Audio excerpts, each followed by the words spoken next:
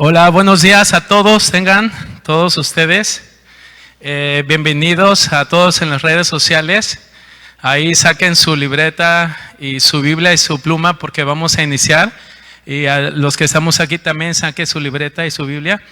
Pero antes vamos a orar y ponerlos todos en las manos del Señor para que Él sea el que tome el control y habla a nuestros corazones. Padre, en el nombre de Jesús, queremos pedirte que tú nos ayudes en esta mañana, que tú nos hables a nuestros corazones y que prepares nuestras mentes para poder recibir y entender tu palabra, porque es viva y eficaz. Y sabemos que tú siempre nos hablas porque tú eres lleno de amor, tú eres un Dios bondadoso, tú eres un Dios bueno que siempre estás preocupado por nosotros. Por eso te pedimos que tú quites toda intervención que no venga de ti, para que podamos recibir también ahí en las redes sociales cualquier intervención. Padre, te pido que tú lo quites y que tú reprendas todo espíritu de intervención, todo espíritu inmundo que quiera quitar la atención, en el nombre de Jesús.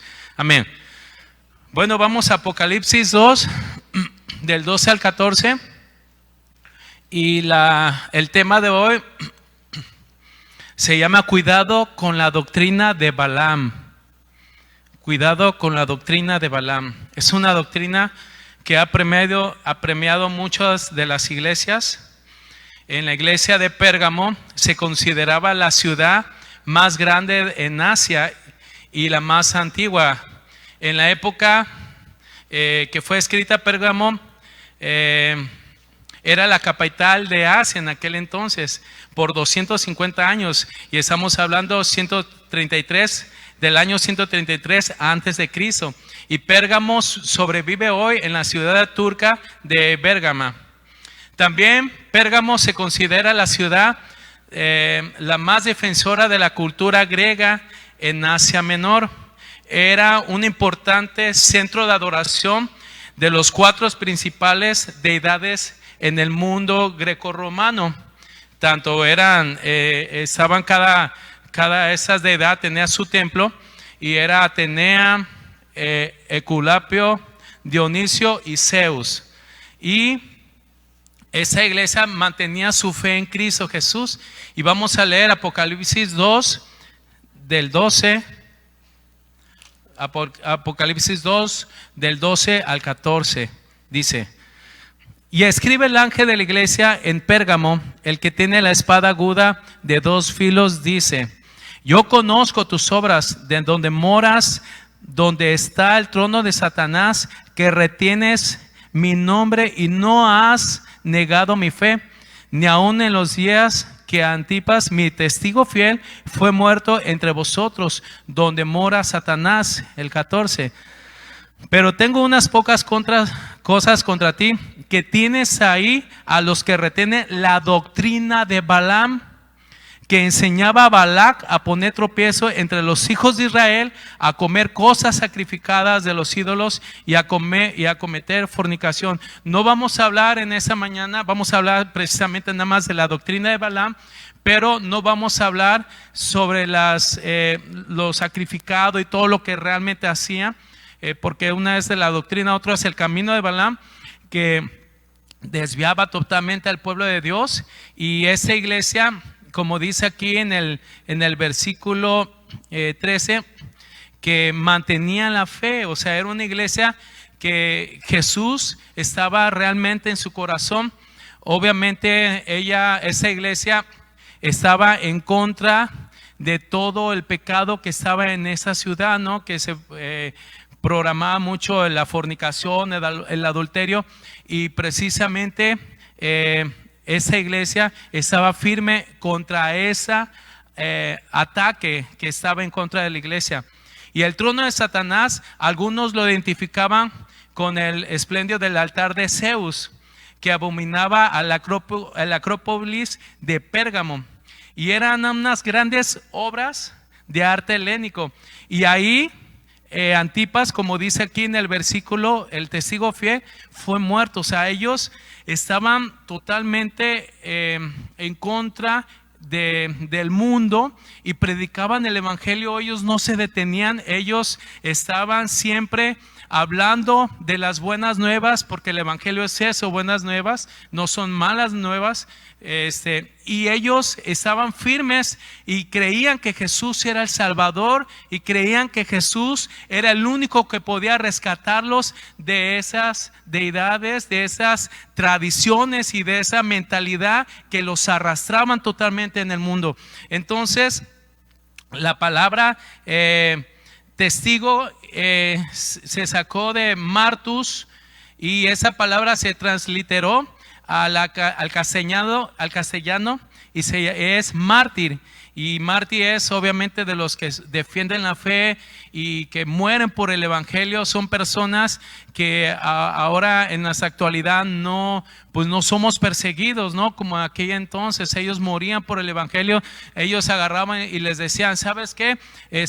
Niega la fe, y ellos decían que no. Y eso lo vemos en Romanos 10, donde el apóstol Pablo le decía, ¿quién los mandará? ¿Quién irá? Hermosos son los pies de los que anuncian la paz. Con la boca se confiesa para salvación, pero con la lengua, con el corazón, con la boca se confiesa y con el corazón se cree para salvación. Entonces ellos, en el caso de Roma, los de la iglesia de Roma, ellos negaban la fe, pero ellos no. O sea, Pérgamo, esa iglesia no negaba la fe y era una iglesia muy firme. Entonces, todo hasta ahí estaba bien, iba bien, todo bien. Pero ese problema, ese es el problema, que cuando se introduce totalmente el pecado de la sensualidad o el pecado de lo que es el adulterio en las iglesias. Ese es uno de los problemas que tuvo esa iglesia de Pérgamo. Y cuando tú permites que el pecado entre y tú piensas que lo que estás haciendo está bien, como dice Gálatas 5:9, un poco de levadura leuda toda la masa. O sea, nosotros no debemos de pensar de que lo que nosotros hacemos realmente está bien o está mal, sino que debemos de ir a la palabra de Dios para saber si realmente lo que yo estoy haciendo en mi vida con mi familia estamos haciendo bien o estamos haciendo mal. Entonces, a veces nos permitimos, muchas veces también pensamos que al considerar, como dice aquí en el 13, yo conozco tus obras y donde mora Satanás, pero retienes mi nombre y no has negado mi fe, y ni aún en los días de Antipas, mi testigo fiel, fue muerto entre vosotros donde mora Satanás. Dice, entonces, muchas veces consideramos que abrazar, por ejemplo, hay mujeres que son muy dadas a eso, ¿no? O hombres que agarran y quieren abrazar a las mujeres y de repente está el marido ahí y le echa el brazo ahí, ¿no? O sea, como de amigos, ¿no? Bueno, eso no se da aquí, ¿verdad? Se da en el mundo. ¿O sí? No, ¿verdad? Entonces, o de repente que le quieres tocar la pierna, y le agarra, le toca la pierna, ¿no? Entonces, a veces pensamos que eso no está mal, ¿sí? O sea, a veces pensamos que todo lo que al abrazar o al tocar a una mujer que es de tu prójimo, que no es tuya, que es de tu prójimo, pensamos que eso está bien, pero tú estás permitiéndote todo eso. Entonces, como leímos en Gálatas 5:9, dice, un poco de levadura, nada más necesitas un poco de levadura para leudar toda la masa. Entonces, nosotros debemos de entender que a veces cuando hay un hombre y una mujer y empiezan el jijiji, el jajaja y el jaloneo y todo eso, ahí empieza la atracción. Los psicólogos y ellos han investigado y han visto que realmente cuando hay una pareja así, empiezan a llevarse, se mandan mensajitos, empieza a haber una atracción con el sexo opuesto. Entonces nosotros debemos de tener mucho cuidado, porque Dios es el único que te avisa que lo que estás haciendo está mal. Ahora, no estoy diciendo que debemos de irnos al extremo y a ser legalistas, no, sino que debemos de ver los parámetros que Dios está hablando a cada una de nuestras vidas.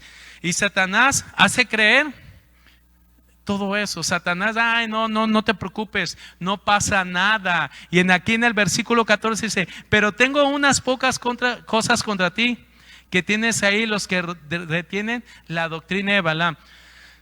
Los pequeños detalles, familia, echan a perder los planes. ¿A poco no? Cuando tú quieres iniciar un negocio y tú dices, híjole, debí haber hecho eso. Yo quería hacer una empresa, no sé, de mecánica, una ferretería, pero ¿por qué no? Esta cosa que me dijo mi esposo a mi amigo, que no lo hice, este pequeñito detalle me echó a perder todo. ¿No han oído o han pasado por eso? Entonces son cosas que nosotros debemos de tener mucho cuidado. Y vamos a Eclesiastés 10:1, por favor. No se preocupen, la predicación va a durar 1 hora y media. Sí. Ya les di la cara de, órale. No es cierto. Eclesiastés 10:1 dice, las moscas muertas, ¿ya lo tienen? Si no, ahí vas en la pantalla. Las moscas muertas hacen heder y dar mal olor al perfume del perfumista. Así una pequeña locura al que es estimado como sabio y honorable. A veces esa pequeña mosquita nos hace ver como tontos a nosotros, porque nosotros permitimos muchas cosas, hicimos que Satanás influyera en cada una de nuestras vidas para que ese pecado entrara. Y como una vez el pastor nos estaba ministrando y decía, el pecado no nada más llega a la puerta de tu casa, sino que se metas a la cocina y destruye toda tu familia. Entonces debemos de considerar que todo eso, lo que prepara Satanás para nuestra caída, es eso lo que dice aquí el apóstol Juan sobre la doctrina de Balaam. Y Balaam era un profeta. Balac era el rey de Moab y contrató a Balaam, y él agarró y le dice, ¿sabes qué, Balaam? Le mandó un mensaje de texto del WhatsApp y le dijo, ¿sabes qué? Te veo en Texas Ribs, quiero platicar contigo, quiero charlar contigo, porque realmente el pueblo de Dios había salido de allá de la esclavitud, pero ha venido ganando las batallas.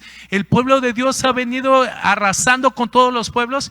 ¿Por qué? Porque el pensamiento de Dios desde la antigüedad, desde los judíos, ahora nosotros somos un pueblo adquirido por Dios, y el pensamiento de Dios que tenía para los judíos hasta la actualidad sigue ese pensamiento de Dios, pero los judíos rechazaron a Jesús. Pero ahora que nosotros no hemos rechazado a Jesús, el pensamiento de Dios es de que vayamos en victoria y en gloria. Entonces, aquí ya le pone las cartas sobre la mesa y le dice a Balaam, oye Balaam, ¿sabes qué? Te voy a decir una cosa, te voy a dar una lana y vas a maldecir al pueblo de Israel. Tú eres profeta, Dios te ha usado a ti. Entonces agarra Balaam y pues dice, oye, pues una buena lana, pues para mi carro, para la afinación de mi carro, le voy a echar una losa en mi techito allá en mi casa, voy a poner una alberca, porque le di una buena lana, no tenía mucho dinero. Entonces de repente Balaam se acerca al pueblo de Dios y dice, hey, pueblo de Dios, Dios te va a bendecir sobre tu esposa, Dios va a hacer algo maravilloso sobre tu esposa. Y agarró sobre eso, pero Dios, y no podía maldecir. ¿Por qué? Porque Dios le había dicho al profeta que no iba a maldecir al pueblo, porque el pueblo de Dios vivía en santidad. Y de repente se pone a ese lado, hey, sobre tus hijos, hey, iglesia de vida nueva para el mundo, tus hijos van a ser bendecidos, tus hijos van a ser de prosperidad.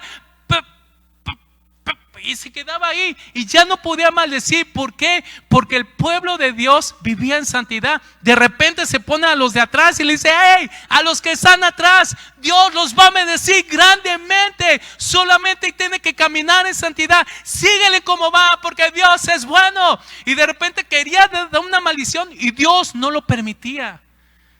¿Y saben por qué no lo permitía? Por la vida de santidad que vivían ellos. ¿No es maravilloso? Digan conmigo, vivir en santidad es bendición de Dios. Entonces, esta doctrina enseña a poner tropiezo, como dice aquí en el versículo 14. Y el enemigo quiere poner ese tropiezo para derrotarnos, para destruir nuestras familias, para engañándote que con la mujer que tú estás realmente no eres feliz.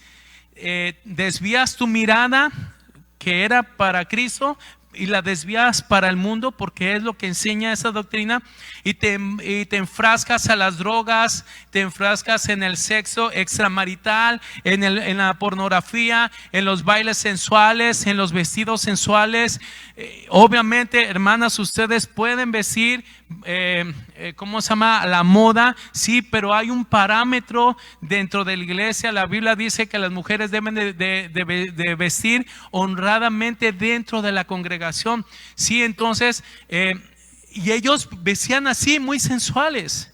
Entonces nosotros debemos de tener cuidados. Hombres, tú que eres sacerdote, agarra a tu esposa y ve diciéndole qué es lo que se le ve bien o qué es lo que se le ve mal, ¿sí? Porque hay a veces que las mujeres obviamente dicen: yo me veo así, estoy con mi escote, mi amor, para enseñártelo a ti.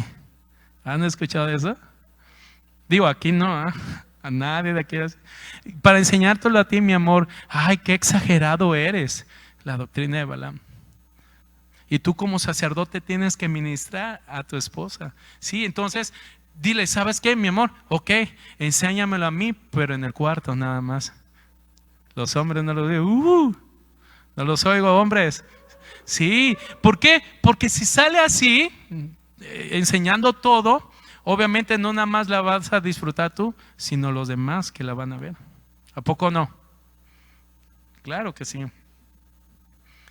Entonces, el tropiezo quita tu mirada, y la meta de la mirada que la palabra de Dios, que el apóstol Pablo, que todos los escritores, es a Cristo Jesús.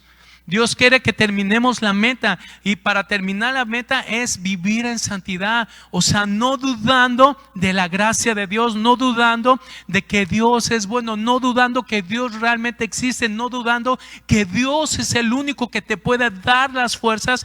Dice la palabra de Dios que no es en mis fuerzas, sino con el poder de su Santo Espíritu. Cuando tú naces de nuevo, tú abres la puerta de tu corazón: Señor, me arrepiento de todos mis pecados, perdóname en el nombre de Jesús. Viene el Espíritu de Dios, entra a tu vida, te sella, y ahora eres parte del reino de Dios. Y ese mismo Espíritu Santo te ayuda a vivir en la gracia.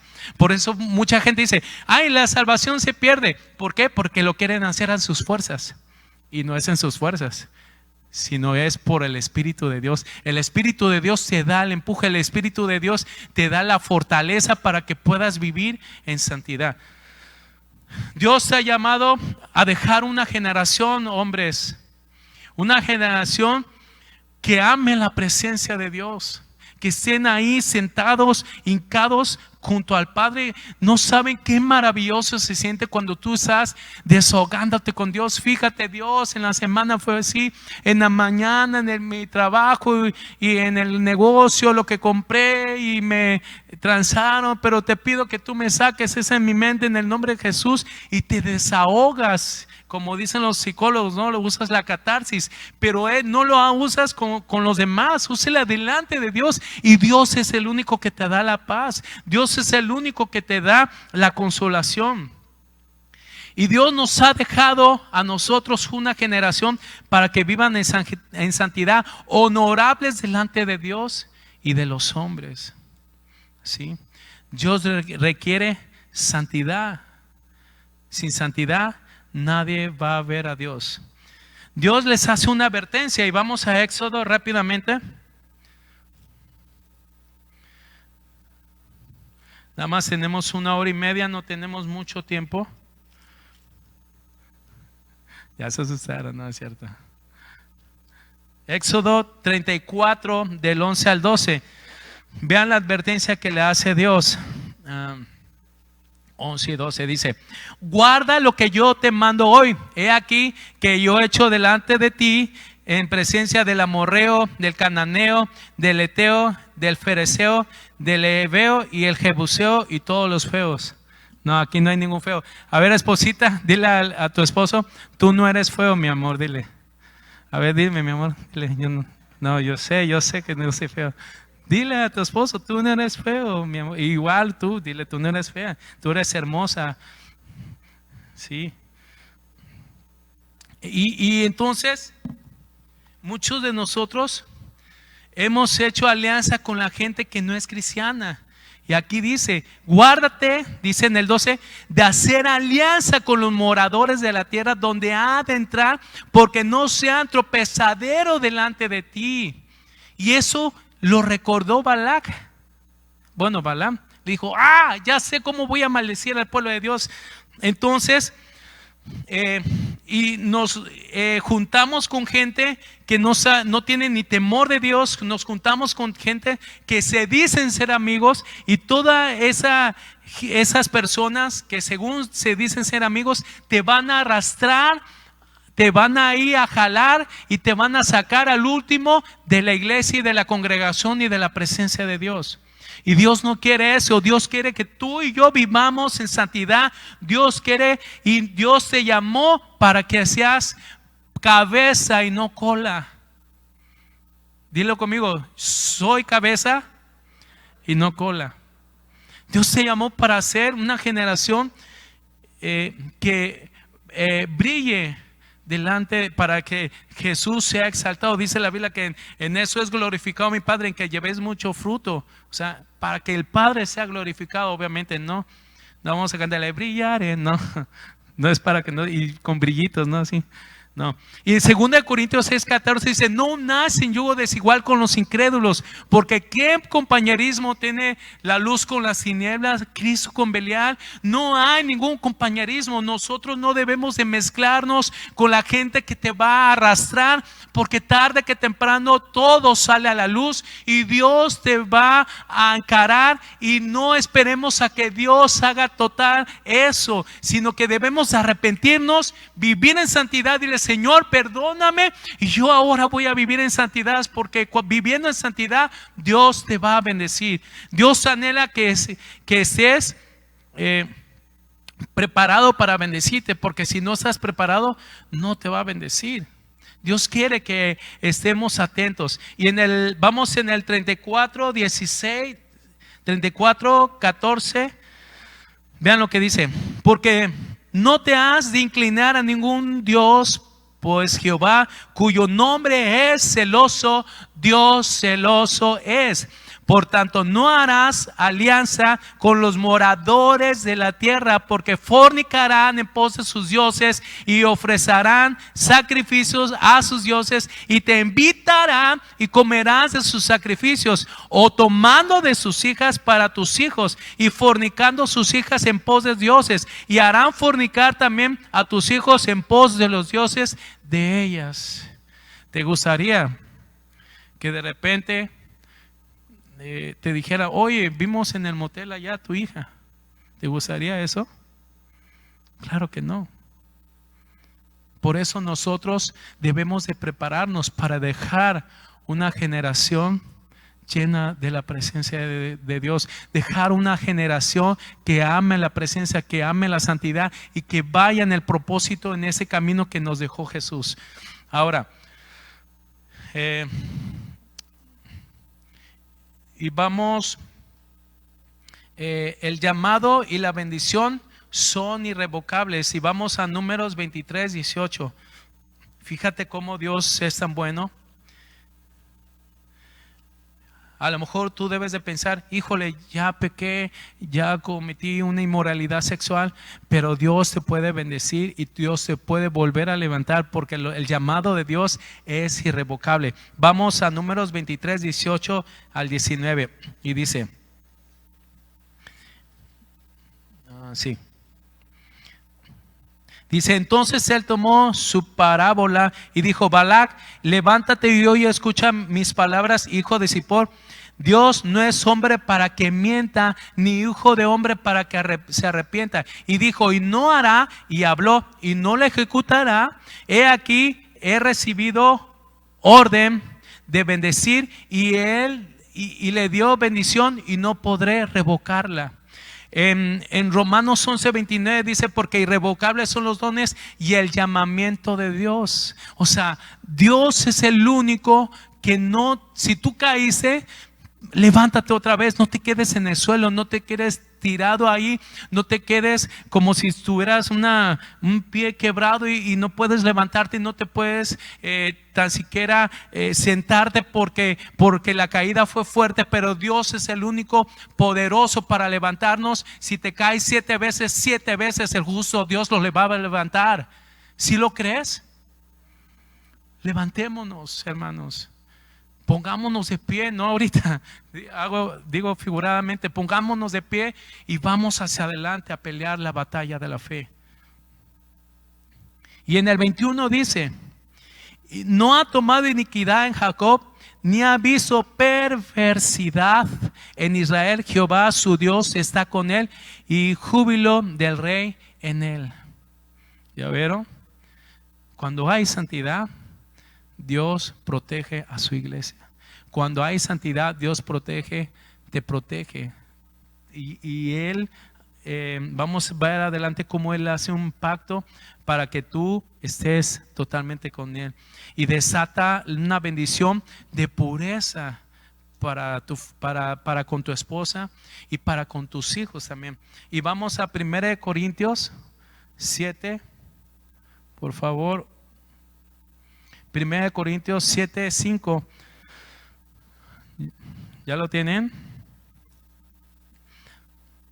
Dice, no os neguéis el uno al otro, a no ser por algún tiempo de mutuo consentimiento, para ocuparos sosegadamente en la oración y volver a juntaros en uno, para que no os tiente Satanás a causa de vuestra incontinencia.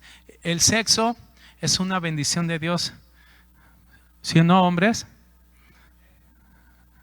Es una bendición de Dios. Las mujeres se le tiene que ministrar en esa área, Hombres, a las mujeres casadas, hombres casados, jóvenes, cierren sus oídos. ¿Sí? Entonces es una bendición de Dios. Y para que tu marido esté viviendo en santidad, no lo niegues. No oigo hombres. Apóyame a mí también. No nieguen, mujeres, porque ¿es mandato mío? No, el apóstol Pablo, porque Dios sabe nuestras debilidades como hombres. Y dice, no, a menos que haya un mutuo consentimiento para la oración. Y después, vuelves a encontrar, ya veo la risa de los hombres. Sí.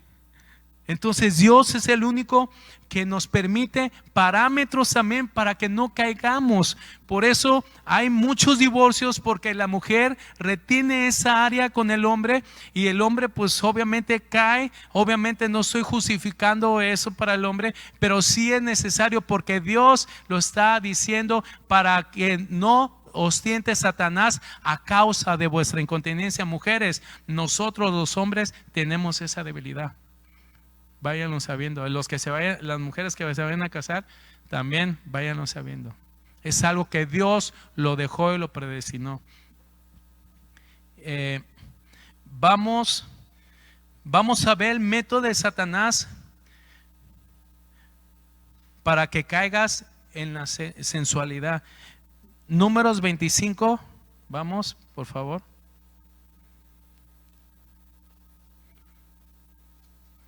Números 25.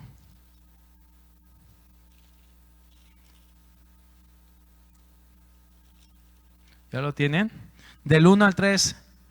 Dice, moraba Israel en Sittim, y el pueblo empezó a fornicar con las hijas de Moab, las cuales invitaban al pueblo a los sacrificios de los dioses, y el pueblo comió y se inclinó a sus dioses. Así acudió el pueblo Baal Peor, y el furor de Jehová se encendió contra Israel. Entonces Balaam se acercó, Balac a Balaam, y le dijo, ¿sabes qué? Balac, me vas a dar una lana más. Ya sé cómo vas a derrotar a los judíos, a los israelitas. A ver cómo, pero que sea de verdad, porque ya te pagué por adelantado, mano, y no, pues regrésame mi dinero. Bueno, me vas a dar el doble, le dice, porque esa sí funciona. Y le dijo, y le citó eso. me acuerdo que Dios le dijo que no se juntaran con los moradores de la tierra, los que no aman a Dios.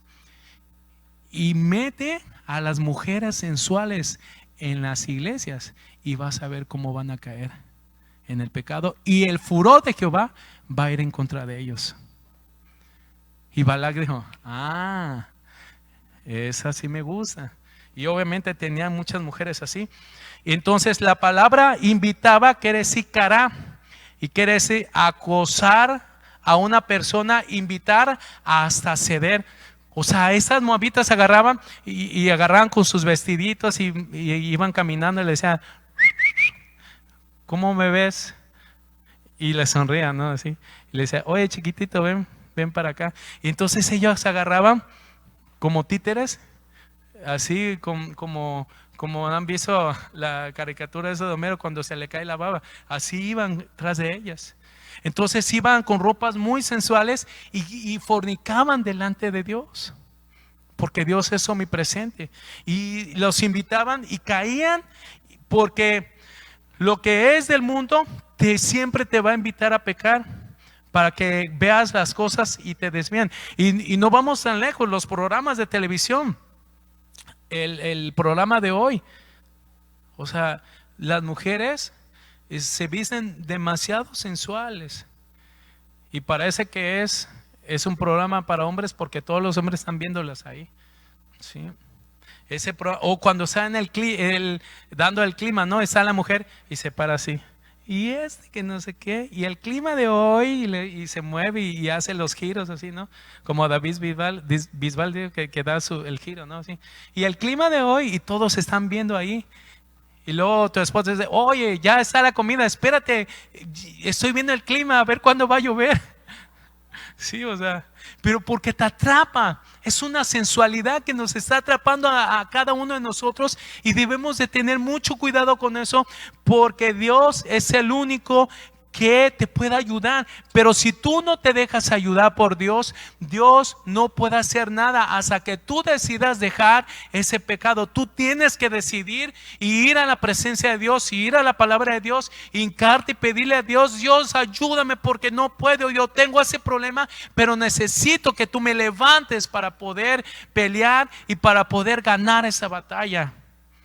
Dios nos llamó para pelear y para ganar. No nos llamó para ser derrotados, nos llamó para vencer.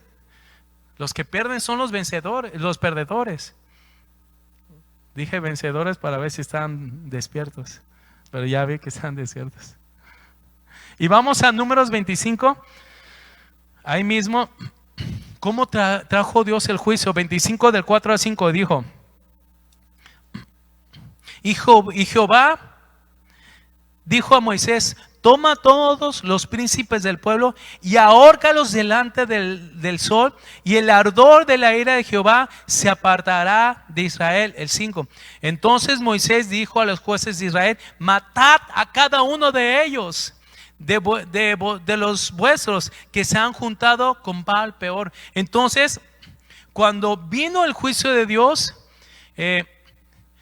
y hubo una matanzón, pero tremenda, que hizo Dios, porque habían alejado. Entonces, la paga del pecado es muerte, mas la dádiva de Dios es vida eterna.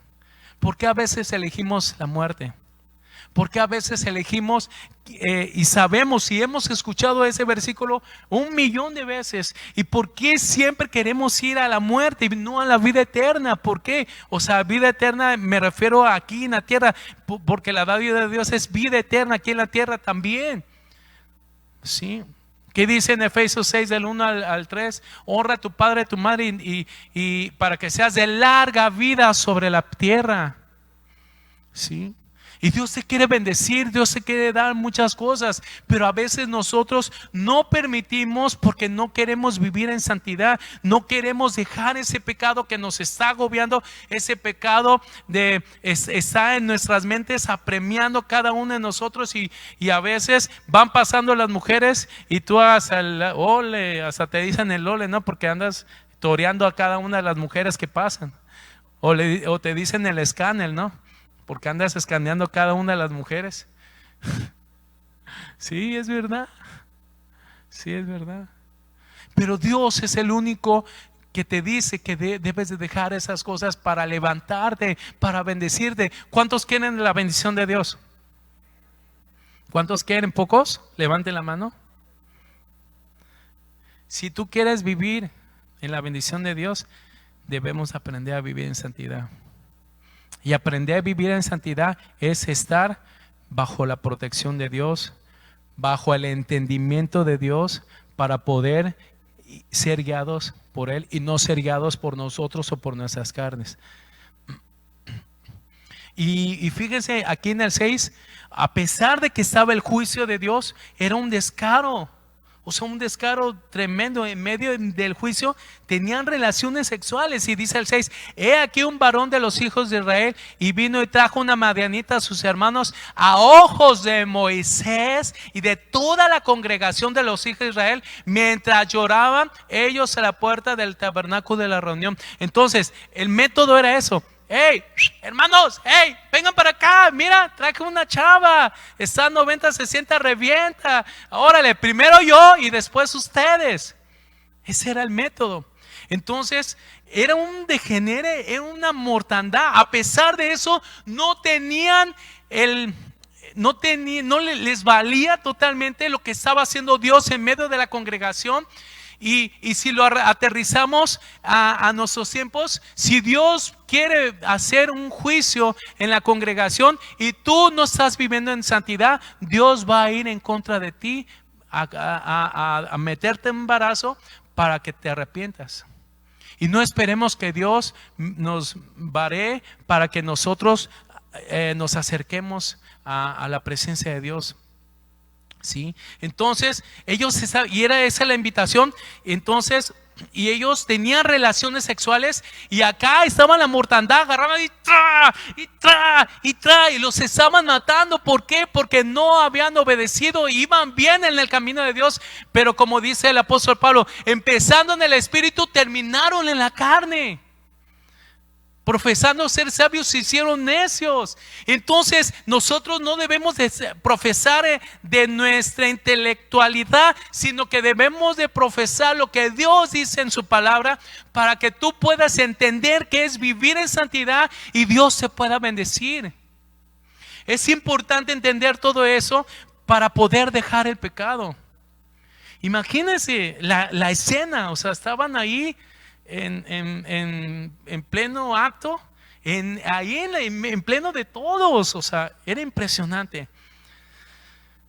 Y vamos en el ahí en el 26 dice: entonces dice que estaban llorando en la puerta de reunión mientras aquellos estaban ahí. Entonces la perversidad sexual te lleva a ser impulsivo a veces. Las adicciones sexuales, cuando tú te metes a ver pornografía y después de la pornografía empiezas a ver, empiezas a tener masturbación, tienes Satanás. Hay una maldición de parte de Satanás que puedes quedar con eyaculación precoz o impotencia sexual. Es una maldición de parte de Satanás. Pero Dios lo único que quiere es que bendecirte a ti. ¿Sí? Entonces debemos de dejar todas esas fantasías sexuales. Hay gente que van a comprar sus fantasías sexuales, hasta las mujeres van a comprar las fantasías sexuales y hasta ellas se llegan a masturbar, hermanos. Y eso no debe de ser. Tú tienes que guardarte en santidad. Tú tienes que estar pensando nada más en lo que Dios va a hacer para ti y para tu familia. ¿Sí? Entonces, tanto la pornografía la tienes que dejar, y mucha gente que está metida en esas ondas se aísla de los demás. Está aislado allá y está así como que, porque está infectado de demonios que están atormentándolos. Y vamos en el 14, 25, 14. ¿Puedes subir Leo, por favor, en el piano? El 25:14 dice: y el nombre del varón que fue muerto con la madianita era Simri, hijo de Salu, jefe de una familia de la tribu de Simeón, o sea, era judío. Israel. Y el nombre de la mujer madianita muerta era Cosbi, hija de Sur, príncipe de los pueblos, padre de la familia de Madián. Y la palabra Simrim quiere decir musical, el que toca dulcemente instrumento. O sea, la sensualidad y todos los medios, hasta tú vas en la carretera y los espectaculares con ropas sensuales. ¿Qué tiene que ver un anuncio de pingüino marinela con una chava de bikini? O sea, no tiene nada que ver. Pero es Satanás que quiere atrapar para desviarte del propósito de Dios. Entonces, este demonio ha premiado a las iglesias y ha premiado también a los ministerios. Familia, debemos de estar orando porque los ministerios están cayendo. Muchos ministerios a nivel mundial, no estoy hablando precisamente de la congregación, sino que en el cuerpo de Cristo están cayendo. Familias se están destruyendo y tenemos que levantar bandera, estandarte, para estar orando por nuestras familias. Una vez estaba una mujer, era en un grupo de una célula, y estaban ellos, estaban ahí, estaba en la predicación, y pasaba los días, y esa muchacha había abortado 4 veces. Entonces llega el momento donde esta persona, esta muchacha, el chavo le decía: no, espérate, pues ya no pasa nada, ya no vas a abortar, y le decía cosas así, ¿no?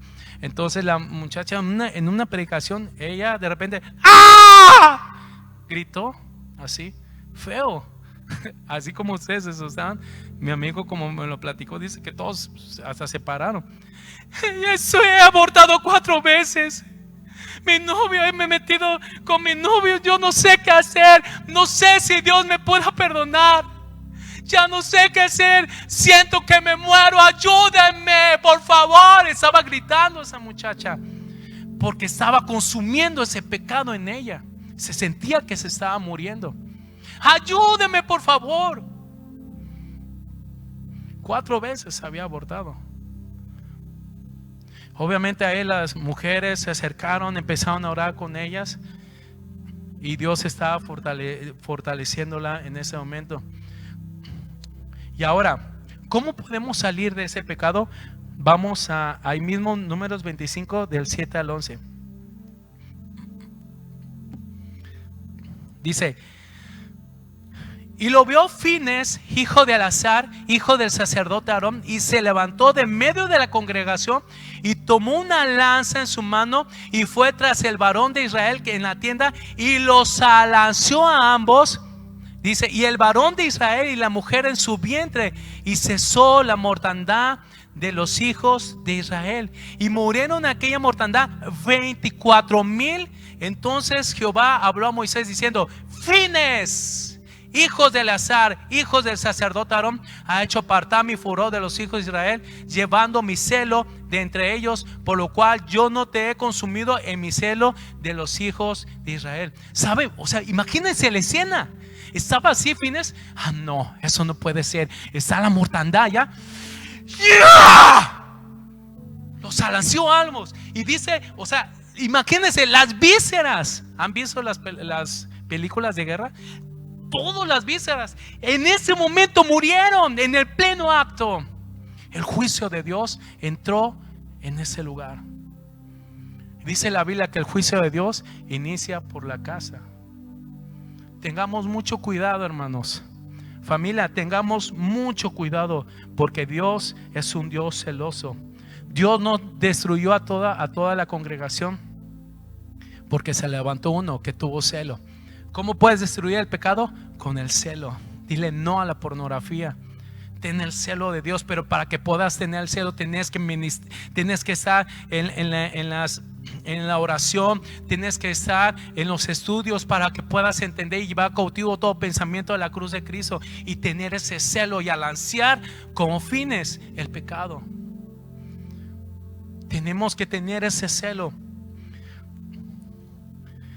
¿Pueden pasar el grupo de alabanza, por favor? ¿Qué beneficio trae la inmoralidad sexual? Ahí en el 12:13 dice: por tanto diles, he aquí que yo establezco mi paz con él. El beneficio de dejar la inmoralidad sexual es un pacto de paz con él. Y tendrá él y su descendencia pues de él el pacto del sacerdocio perpetuo, por cuanto tuvo celo por los hijos de Dios y expiación por los hijos de Israel. ¿Lo puedes? Dios traerá paz perpetua a tu vida. El pacto de paz. Imagínense una paz eterna aquí en la tierra por momentánea. Obviamente la eterna va a ser en el cielo. Imagínense. Pero para eso tú como hombre te tienes que levantar como sacerdote y hacer las cosas que Dios te pide. Vamos a escuchar ese canto. Cierren sus ojos, por favor.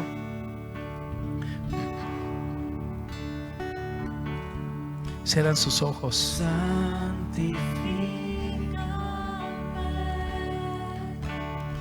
Cierren sus ojos, escuchen nada más. Limpia lo oculto, quita las cosas que no son gratas a ti. Cierra tus ojos un momento. Y ahí en tu lugar pídele perdón a Dios. Si tú has caído en moralidad sexual, si tú has estado en fornicación, jóvenes, si tú has caído en adulterio, hombres casados, pídele perdón a Dios. Él es bueno.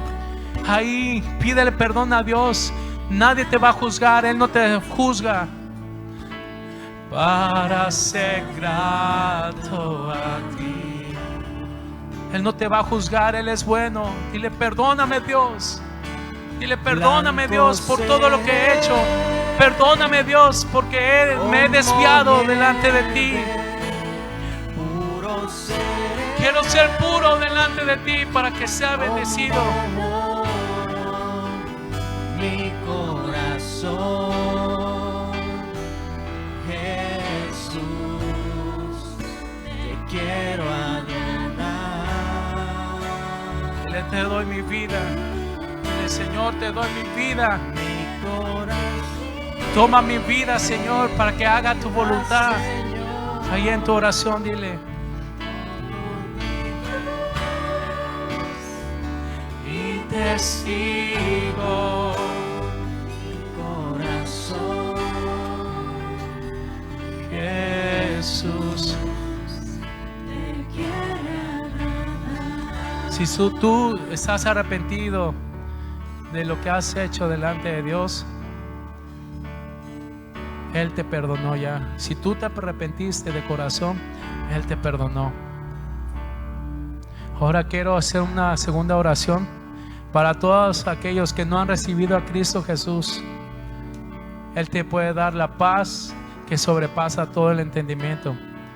Y ahí mismo repite después de mí, dile: Señor Jesús, perdóname por todos mis pecados. Me arrepiento y yo necesito que tú me perdones. Porque te he fallado, de oídas te había oído, pero ahora mis ojos te ven. Ahora quiero anunciar tu evangelio. No importa el pecado que hayas cometido, Dios te perdona. En el nombre de Jesús, escribe mi nombre en el libro de mi vida. Y cuando tú me llames, yo feliz voy a responder. En el nombre de Jesús. Amén. Amén, amén. Dale ese aplauso al Señor. ¿Alguien recibió a Cristo en su corazón? Levante su mano. Ahí los edecanes, ¿no? ¿Sí? Sí. Ahí. Gloria a Dios. ¿Alguien más recibió a Cristo en su corazón? Ahí en las redes sociales, si tú recibiste a Cristo en tu corazón, ahí los de evangelismo se van a contactar contigo para ministrarte y enseñarte el evangelio. Muchas gracias. Dios les bendiga.